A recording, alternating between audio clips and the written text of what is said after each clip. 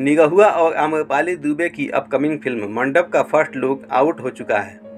इस पोस्ट में दोनों स्टार शादी के जोड़ी में मंडप में बैठे हुए नजर आ रहे हैं।